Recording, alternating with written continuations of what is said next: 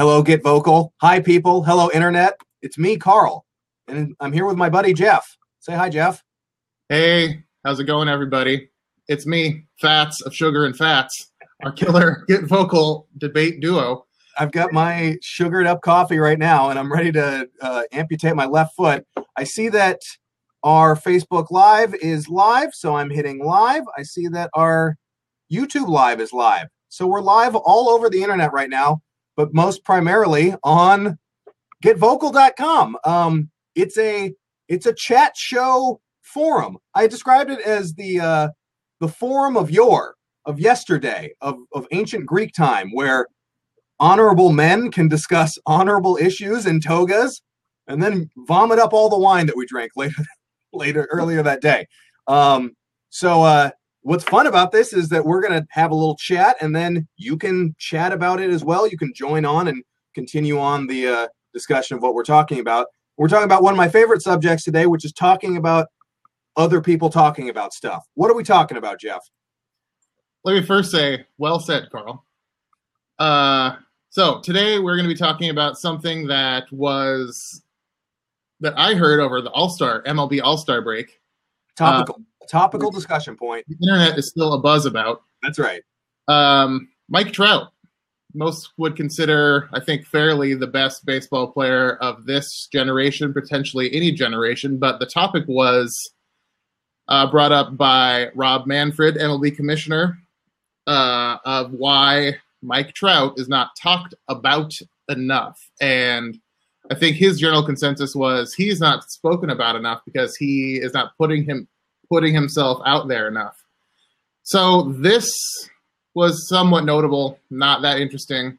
But what we are going to talk about was what ensued on ESPN and all the other. I think there was actually a Bill Simmons podcast about it yesterday. So let me see if I can get this right. People in sports media talking about how sports media doesn't talk about Mike Trout enough. And so that is weird. Yes.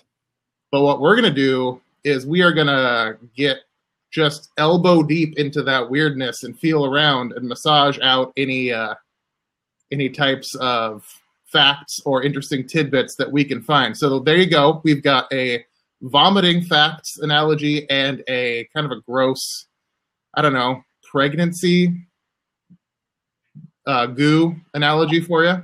I would say reaching into the dinosaur dung in Jurassic Park to figure out what was making the dinosaur so sickly. Yeah, we're in the third level of Inception right now. We're in the dream within the dream, and now we're in that snow ice cave where they plant the actual thing, because we're talking about the people talking about the thing that they're not talking about. And I think it's crazy. I think I need to get a lot of cards turned over on the table. I have a huge crush on Mike Trout, not necessarily as a baseball player, but as a human man who's attractive, who is, like you said, objectively maybe the best baseball player that we've ever seen. Mm-hmm. And I feel like he's a good guy. I don't follow him super closely, but he's in the AL West, and I follow the Mariners the most closely, and there's a lot of overlap there, and I got mad love for him. I mean, he's a Mariner killer as well as everything else killer, and he's definitely feared and not wanted to be faced.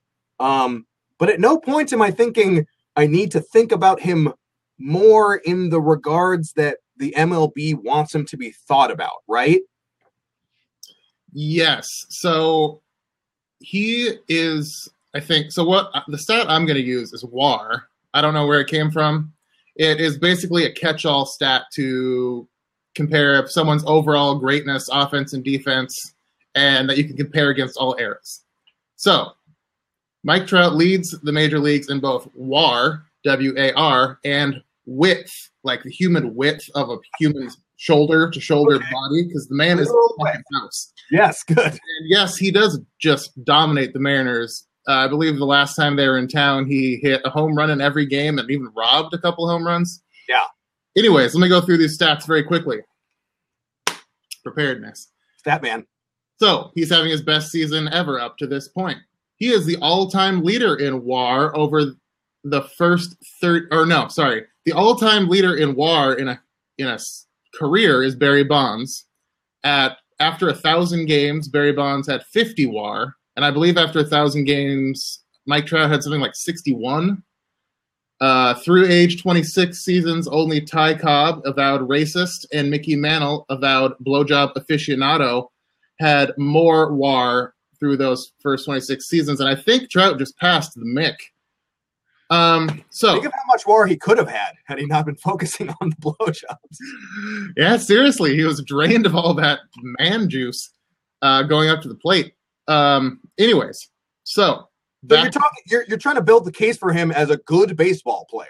I think the best comparison that we can do here is to LeBron James.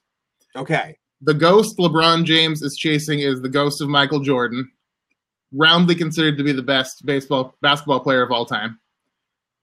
The case which is a little more murky with Mike Trout is he's chasing Barry Bonds, who I think statistically is easily the best baseball player of all time, but there's all sorts of shit we're not going to talk about with Barry Bonds. So either way, anyways, we got these two players in their prime, more or less. LeBron gets talked about, Christ knows how much more than Mike Trout does. So I think if you look at it just on a apples to apples comparison, it is interesting that Mike Trout does not get talked about nearly enough or as much as LeBron James.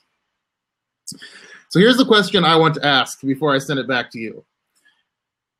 And this is going to get deep and weird, dinosaur poopy. So I think the idea is that if the people in ESPN are going to talk about what brings them the most ratings, yes, that's why the topics are there. Greatness is not what is talked about. Lord knows Tim Tebow gets talked about way more than Mike Trout, and he's a fucking minor league baseball player. An injured one at that. So, what people want to watch, that's what dictates things. People don't really care about listening to people talk about Mike Trout.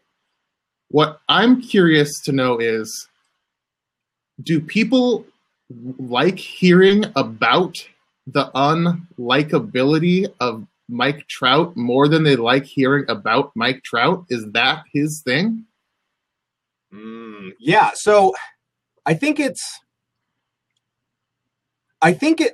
feels like Mike Trout is probably being conscious with his effort to not be talked about, if that makes any sense. I think you brought up the key word here, which is LeBron. Like, the MLB commissioner is looking for a LeBron of baseball. And it could and or should by all means be Mike Trout, because he's got like the pure all-star commandability of the game and can do it at his will as a LeBron can. But LeBron has chosen to go down the path of like constant eyeballs and social media engagement, at the very least, like face of the league, right? And like poster child, if you will. And yeah, I wouldn't be surprised if Mike Trout has been like, I would rather not have people shitting on me. And oh, by the way, that's a good ESPN hook line right there. They're going to shit on you anyway because you're not allowing yourself to be shit on. So you get shit on regardless. It's a no-win scenario. And I feel like he's kind of taking the high road in this world of like social media reality show whoring yourself out. He's just trying to be and is the best player, and yet that's somehow not good enough. I have a note card here. I don't even know if this is going to show up because we're talking about, there it is. Yeah, that's right. He's not engaged. He's not engaged enough with the league. 460. That's his on base percentage. Call it 500. Round up to 500. He's literally engaging 1 out of every 2 times that he's doing the thing. He's on base. He's playing baseball. He's playing the game of baseball. He's not in the dugout being racist like the racists of past. He's playing the game, and somehow that's still not good enough, which I think is ridiculous. And I commend Mike Trout for being a good-looking, young, talented, wide.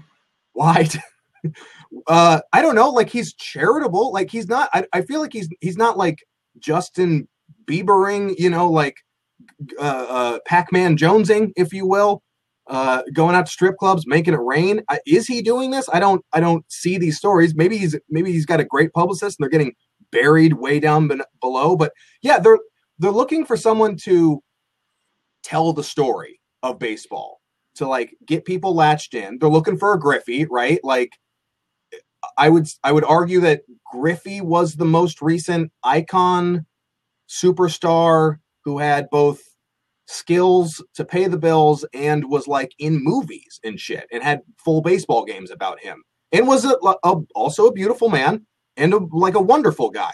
And weirdly enough, since having not played baseball anymore, he's kind of fallen off the map and doesn't really get like brought up or puts himself out there that much. But they're looking for someone that will be this face of the league. And I would just argue, tell the story of the goodness of these players or the goodness of Mike Trout without him, I don't know, doing all the song and dance stuff that they apparently want him to do. Griffey has also become a lot more wide, staying on topic here in his later years. He's always had one of the biggest butts in the game. So, Carl, how would you feel about joining hands with me and walking down the road on an interesting thought experiment here that just came up? So maybe what we're doing here in comparing LeBron to Mike Trout is not a fair comparison.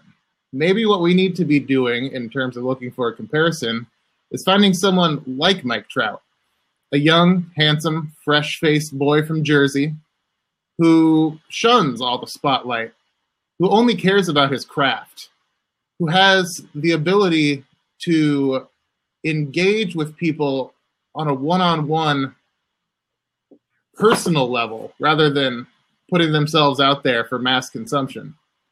Someone who's able to captivate an individual, maybe not through TV, but in person. Do you know any young, fresh-faced Jersey boys who might fit that description? I don't know. Do I? I will go ahead and give you a hint. This young Jersey boy that I'm referring to was able to capture a grassroots fan base of very, very dedicated people. Didn't necessarily get the large fanfare of a Led Zeppelin or a Robert Plant, but has the most dedicated and thorough fan base of any musician.